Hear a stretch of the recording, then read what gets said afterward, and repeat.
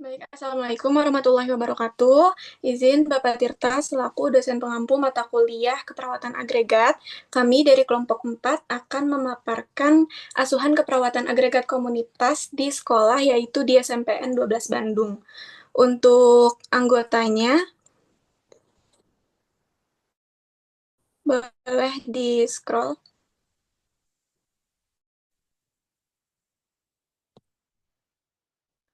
Ada Dinda, Destia, Eka Yuna, Vina, dan Sela. Baik, yang pertama itu pengkajian. Komunitas sekolah SMPN 12 Bandung itu berlokasi di Jalan Dr. Setiabudi nomor 195 dengan akreditasi A dan luas sekolahnya ini yaitu 3.920 meter persegi dengan jumlah total ruang belajar yaitu 27 kelas, 1 laboratorium, dan 1 perpustakaan. Kemudian selanjutnya ada pengkajian berdasarkan core community dan 8 subsistem community.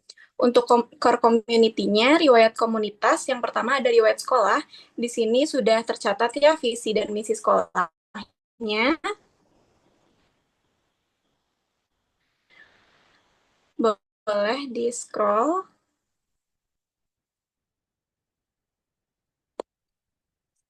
Ya, selanjutnya ada profil singkat sekolahnya. SMPN 12 Bandung itu terletak di Jalan Dr. Setiabudi, Kecamatan Sukasari. SMPN 12 Bandung ini merupakan sekolah yang terakreditasi A dengan 27 kelas, yaitu 9 kelas 7, 9 kelas kelas 8, dan 9 kelas kelas 9. Sekolah ini berdiri di atas lahan seluas 3.920 meter persegi dan terdiri dari 57 karyawan, itu sudah termasuk kepala sekolah, guru, dan staf tata usaha. Selanjutnya untuk riwayat UKS, berdasarkan info yang kita dapatkan gitu ya, dari pihak sekolah itu belum mempunyai program kerja yang jelas untuk kegiatan UKS, dan struktur pengurus UKS-nya juga belum terbentuk dengan baik. Kader-kader pengurus UKS dari sekolah itu tuh masih dari siswa yang bergabung dengan kader-kader PMR. Untuk riwayat kegiatan siswa, itu terdapat beberapa ekstrakurikuler yang dapat diikuti oleh siswa. Itu ada basket, futsal, voli, PMR, pramuka, paskibra, kabaret, kir, dan taekwondo dan silat. Selanjutnya ada data demografi siswa. Ini menurut jenis kelamin, untuk laki-laki terdapat 472 siswa dan perempuan 459 siswi dengan total 931. Dan berdasarkan rombongan belajar untuk kelas 7 itu terdapat 312 siswa-siswi, untuk kelas 8 319 dan untuk kelas 9 itu ada 300. Selanjutnya untuk statistik dan tanda vital, yang pertama ini ada angka kesakitan siswa. Jadi berdasarkan survei yang telah dilakukan oleh kelompok gitu kepada 20 siswa, itu tuh diperoleh data penyakit yang paling umum itu adalah asma dengan jumlah 5 kasus. Kemudian ada campak 4 kasus, anemia atau kurang darah, dan batuk lama yang berulang, itu tuh memiliki 3 kasus. Sakit perut berulang juga tercatat sebanyak 3 kasus. Kemudian ada penyakit kulit itu sebanyak 2 kasus, dan diabetes mellitus serta kejang itu tuh memiliki 1 kasus. Untuk penyakit seperti hepatitis dan jantung itu tuh tidak terdeteksi. Jadi berdasarkan yang sudah kita dapatkan gitu ya, memang yang paling banyak ditemui itu penyakit asma. Ini bisa dilihat seperti tabel, ini ada tabel sakit yang dialami oleh siswa. Paling banyak itu asma, kemudian diikuti oleh campak. Boleh di-scroll lagi. Nah, ini ada data riwayat kesehatan siswa. Ini tuh data penyakit yang dialami siswa juga, namun lebih lengkap datanya dengan format nama, usia, riwayat imunisasi, penyakit yang dialami, usia penyakit saat dialami, dan riwayat kesehatan keluarganya. Selanjutnya, jumlah siswa yang pernah dirujuk ke fasilitas kesehatan, berdasarkan informasi yang kami dapatkan dari pembina UKS, itu hampir setiap hari terdapat siswa yang sakit dan dibawa ke UKS. Namun memang tidak sampai dirujuk ke puskesmas atau fasilitas kesehatan, karena biasanya masalah yang muncul itu masih bisa ditangani oleh UKS. Untuk lingkungan fisiknya, yang pertama ada denah sekolah dengan luas tanah 3.920 meter persegi, dan untuk denah UKS-nya di sini sudah tercantum ada 4 bed, ada dispenser juga, ada meja. Baik, selanjutnya untuk keadaan umum, setelah dilakukan pengkajian oleh kelompok untuk lingkungan fisik SMP Negeri 12 Bandung, ini tuh dapat diperoleh hasil bahwa keadaan umum sekolahnya itu baik, sumber airnya berasal dari PDAM dan sumur bor, namun untuk sanitasi terlihat belum terlalu bersih ya, dibuktikan dengan masih banyak adanya sampah yang berserakan di dalam maupun di luar kelas. Lalu flora yang ada di lingkungan sekolahnya terlihat terawat dengan baik. Terdapat wastafel dan juga tempat sampah di area sekolah. Untuk kamar mandinya cukup bersih, meskipun terdapat ada kamar mandi di area belakang sekolah yang masih kurang terawat gitu. Jadi kondisi siswa secara keseluruhan tampak baik, siswa-siswinya berpenampilan rapi, meskipun terdapat beberapa siswa atau siswi yang berpenampilan kurang rapi seperti seragam yang tidak dimasukkan ke dalam celana atau roknya. Kemudian ini dilakukan observasi bangunan sekolah. Yang pertama untuk indikator bahan bangunan, kondisi untuk SMP 12 ini lantainya sudah kedap air, terdapat debu, jarak lantai cukup tinggi dari perkarangan. Kemudian fondasinya sudah bagus, menghubungkan langsung dengan bangunan dan tanah. Dindingnya terbuat dari beton dan kedap air. Untuk indikator yang bahan bangunan kita beri nilai 3. Lalu untuk indikator ventilasi, setiap ruangan kelas mempunyai pintu dan jendela sebagai jalan masuk keluarnya udara dan sirkulasi udara di ruangan kelasnya baik. Ini juga kita beri nilai 3. Untuk cahaya, pencahaya ruangannya sangat baik, cahaya alaminya berupa sinar matahari dan cahaya buatan berupa lampu listrik.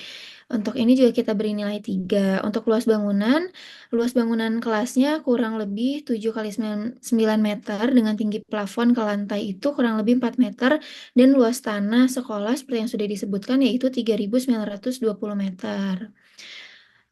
Untuk fasilitas-fasilitas di dalam sekolahnya ini tersedia air bersih yang cukup.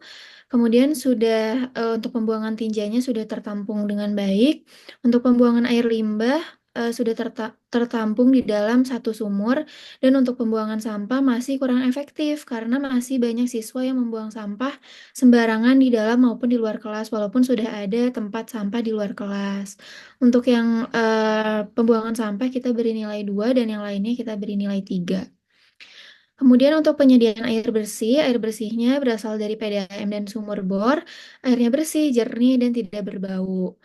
Kemudian untuk pembuangan kotoran manusia, untuk keadaan pembuangan BAB-nya sudah bersih, sesuai tempatnya, tidak berbau dan tidak kotor. Kita beri nilai 3 juga. Untuk sampah dan pengelolaannya, terdapat tempat sampah di luar kelas. Namun, walaupun sudah tersedia tempat sampah, masih banyak siswa yang membuang sampah di sembarangan gitu, di dalam kelas maupun di luar kelas, sehingga kita beri nilai 2. Untuk sampah yang sudah terkumpul, itu akan diangkut dan dibuang ke TPA, dan sampahnya itu hanya diangkut dan dibuang ke TPA. Lalu untuk air limbah dan pengolahannya, limbah cairnya itu berasal dari kamar mandi dan sebagiannya itu ditampung di dalam sumur yang tidak dipakai. Limbahnya itu limbah padat dibuang ke dalam penampungan dan tidak menimbulkan bau gitu. Kita beri nilai juga 3 sehingga total nilai yang diperoleh dari observasi untuk SMP Negeri 12 Bandung ini adalah nilainya 52. Lalu untuk keadaan khusus seperti kelas, ruangan, dan lain-lain, SMP Negeri 12 ini memiliki 27 ruang kelas di mana di dalamnya terdapat meja, kursi, papan, sound system, mikrofon, dan semuanya itu masih dalam kondisi yang baik. Alat-alat kebersihannya juga masih ditemukan di masing-masing kelas dan sudah dimanfaatkan dengan baik.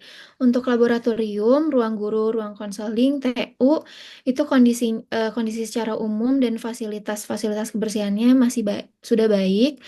Kemudian untuk UKS-nya telah tersedia fasilitas-fasilitas lemari P3K, kemudian ada 4 tempat tidur, alat pertolongan pertama, namun untuk poster kesehatan ini tidak ada ya di UKS. Kemudian untuk pembukuan UKS belum disusun dengan baik. Lalu di dalam UKS-nya itu tidak terdapat kamar mandi ataupun wastafel, sehingga kalau misalnya mau mencuci tangan tetap harus keluar ruangan UKS terlebih dahulu gitu. Untuk ruangan UKS-nya berluas kurang lebih 2 kali 5 meter. Lalu selain UKS, Pengamatan yang lebih mendetail juga dilakukan di luar ruangan seperti fasilitas olahraga dan tempat-tempat lainnya. Nah, tempat-tempat lainnya di lingkungan sekolah ini yang perlu diperhatikan adalah kamar mandi siswa. Kondisi kamar mandi siswanya bagus, airnya bersih, pencahayaannya cukup, dan tidak menimbulkan bau. Namun, masih ada kamar mandi di area belakang ya yang kurang terawat gitu. Untuk jumlah kamar mandi keseluruhannya ada 10 kamar mandi. Nah, selain itu juga terdapat kantin di mana terdapat satu kantin dengan tiga penjual yang menjual jajanan seperti mie, snack, dan juga minuman-minuman manis. Kebersihan kantinnya cukup baik, terdapat satu tempat sampah di tiap kantin, di depan kantin gitu, satu tempat sampah besar. Lalu untuk program kebersihan lingkungan fisik, SMP Negeri 12 Bandung ini sudah mengadakan program kebersihan lingkungan dalam 1 minggu sekali, yaitu pada hari Jumat. Kegiatan ini rutin dan berlangsung sesuai jadwal. Kemudian semua masyarakat sekolahnya juga berperan dalam kebersihan pada hari Jumat ini. Untuk piket kelas dilakukan masing-masing siswa setiap kelas dengan membagi jadwal pada tiap siswa tersebut. Selanjutnya adalah analisa data yang nantinya bisa kita rumuskan menjadi diagnosa ya dan masalah keperawatan terlebih dahulu. Yang pertama ini data fokusnya yaitu ada sanitasi terlihat belum terlalu bersih kan tadi ya ada dibuktikan dengan masih banyak ditemukan sampah yang berserakan di dalam maupun di luar kelas dan lalu juga ada pembuangan sampah sebetulnya yang masih kurang efektif ya di mana masih banyak siswa-siswa itu yang membuang sampah sembarangan di dalam maupun di luar kelas. Tetapi setelahnya juga ya mereka punya kesadaran diri untuk membersihkannya gitu. Juga terdapat tempat sampah di luar kelas walaupun sudah tersedia tempat sampah boleh di-scroll namun kebanyakan siswa masih membuang sampah sembarangan di dalam maupun di luar kelas gitu ya. Di situ kurang menunjukkan pemahaman tentang perilaku sehat dan sampah yang sudah terkumpul diangkut dan dibuang ke TPA. Dari belum ke atas. Dari data fokus tersebut, etiologinya dirumuskan yaitu kurang terpapar informasi sehingga menimbulkan masalah keperawatan yaitu pemeliharaan kesehatan tidak efektif. Boleh di next. Yang kedua ada DS dan DO ya. Di sini DS-nya siswa mengungkapkan ingin mendapatkan beberapa edukasi kesehatan. Boleh di scroll dan DO-nya itu siswa dan pimpinan sekolah gitu ya. Lalu DO-nya di sini keadaan lingkungan cukup mendukung, lantainya bagus, sudah kedap air, pondasinya sudah bagus, setiap ruang kelas punya pintu dan jendela, ada tersedianya tempat sampah, lalu juga pencahayaan ruangan yang sangat baik, cahayanya juga baik, cahayanya itu berupa lampu listrik dan juga jika dimatikan lampunya ya terdapat sinar matahari masuk ke dalam ruangan. Lalu kita rumuskan di sini etiologinya adalah keinginan mendapatkan edukasi dan kesesuaian dengan pengetahuan sebelumnya sehingga dirumuskan untuk masalah keperawatannya adalah kesiapan peningkatan pengetahuan. Selanjutnya yang ketiga, kita analisis DS-nya di sini siswa mengungkapkan bahwa pelayanan di UKS tidak cepat tanggap terhadap keluhan mereka dan lain-lain sehingga dirumuskan adanya etiologi yaitu fasilitas kurang memadai dan SDM terbatas dan juga masalah keperawatannya adalah ketidakpuasan terhadap pelayanan UKS. Boleh di scroll lagi. Yang keempat, DSDO-nya sudah kita cantumkan di sini juga. Dengan etiologinya itu adalah ya DS-nya contohnya di sini adalah siswa terlalu banyak mengonsumsi jajanan makanan cepat saji ya di kantin-kantin itu ada juga junk food dan minuman dengan kandungan gula tinggi gitu ya. Itu tuh ya dipengaruhi oleh faktor lingkungan ya, makanan, pola makan tidak seimbang dan keterbatasan pengetahuan sehingga dirumuskan masalah keperawatan risiko ketidakseimbangan nutrisi. Yang kelima, di sini untuk data fokusnya, DS-nya siswa mengatakan pernah mengalami demam, lalu DO-nya boleh di-scroll sedikit. Yang bagian DO-nya ada riwayat vaksinasi sampel siswanya lengkap, sehingga bisa kita rumuskan etiologinya, hygiene yang buruk dan faktor lingkungan juga. Dan bisa kita rumuskan untuk masalah keperawatannya adalah risiko terjadinya penyakit infeksi ya walaupun tadi di DO-nya ya data objektifnya si siswanya mendapat vaksinasi lengkap, tapi kan itu hanya 30 siswa saja ya, itu sampel saja. Belum tentu semua siswa mendapatkan vaksinasi yang lengkap gitu. Boleh di next, yang keenam ini DSDO-nya. DS-nya yang pertama siswa mengatakan sedikit mengantuk di siang hari, lalu DO-nya juga siswa memiliki riwayat kesehatan asma dan alergi yang mempengaruhi pola tidur. Terus beberapa siswa mengatakan gitu ya bahwa suka bermain game online sampai larut malam, sehingga bisa kita rumuskan si etiologinya bahwa ada pengaruh teknologi gadget, lalu juga pengaruh tugas sekolah, itu stresor eustress ya, stresor yang baik, sehingga berpengaruh pada pola tidur siswa dan menjadikan masalah keperawatan yaitu gangguan pola tidur. Ini adalah hasil analisa data. Boleh di next. Selanjutnya adalah diagnosa keperawatan. Di sini kita merumuskan ada 6 diagnosa. Ya, seperti yang tertera, di sini ada yang bersumber dari SDKI dan ada juga yang kita rumuskan sesuai dengan masalah yang ada di sekolahnya. Yang pertama adalah pemeliharaan kesehatan tidak efektif, ada berhubungan dengan dan juga dibuktikan dengannya. Lalu ini juga dari SDKI. Yang kedua adalah diagnosa kesiapan peningkatan pengetahuan. Dibuktikan dengan saja ya, karena ini adalah diagnosa promosi kesehatan, diagnosa sehat ya. Lalu yang ketiga ada diagnosa ketidakpuasan terhadap layanan UKS gitu, berhubungan dengan kurangnya program kerja yang jelas dan fasilitas yang memadai di UKS. Juga dibuktikan dengan ketidakpuasan terhadap layanan UKS. UKS juga tidak memiliki kamar mandi atau wastafel ya, fasilitas P3K-nya dan pembukuannya belum disusun dengan baik. Yang keempat adalah diagnosa risiko ketidakseimbangan nutrisi, berhubungan dengan kebiasaan makanan yang tidak sehat dan kurangnya edukasi gizi. Yang kelima, diagnosanya adalah risiko terjadinya penyakit infeksi berhubungan dengan sanitasi lingkungan yang kurang optimal ya. Lalu yang keenam ini dari SDKI, yaitu gangguan pola tidur berhubungan dengan hambatan lingkungan, stres akademik, dan kurangnya manajemen waktu di kalangan siswa. Dibuktikan dengan siswanya itu melaporkan merasa kelelahan dan sulit tidur di malam hari akibat tekanan tugas, dan siswa mengeluh ngantuk di siang hari, juga kesulitan berkonsentrasi saat belajar. Selanjutnya adalah scoring prioritas masalah keperawatan. Menurut di sini kita menggunakan scoring menurut Damaso dan Hansen tahun 92 dalam Stanhope dan Lancaster 2004. Untuk kriterianya ada, boleh di-scroll aja sedikit.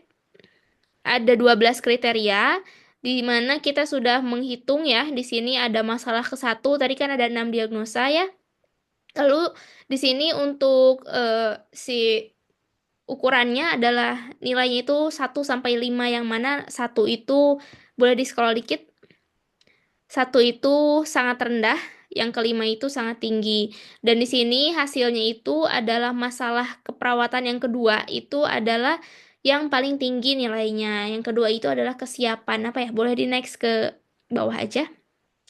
Nah, ini untuk intervensi keperawatannya. Di sini boleh dikecilin ya, diagnosa keperawatan yang sesuai dengan tadi yang sudah di-scoring adalah kesiapan peningkatan pengetahuan, dibuktikan dengan mengungkapkan minat dan belajar dan lain-lain gitu ya. Di sini juga kita menuliskan tujuannya, rencana tindakannya apa, sasarannya juga, metodenya secara komunikasi, ceramah dan edukasi demonstrasi, dan juga kita evaluasinya bagaimana untuk intervensi ini. Ada evaluasi kriteria dan standar dengan waktu 90 menit dan tempatnya adalah di SMPN 12 Bandung. Boleh di next lagi. Ini ada lampiran foto-foto saat kita mengunjungi SMPN 12 Bandung tertera. Sudah, terima kasih. Baik, mungkin sekian pemaparan asuhan keperawatan sekolah di SMPN 12 Bandung oleh kelompok 4. Kurang lebihnya mohon maaf. Wassalamualaikum warahmatullahi wabarakatuh.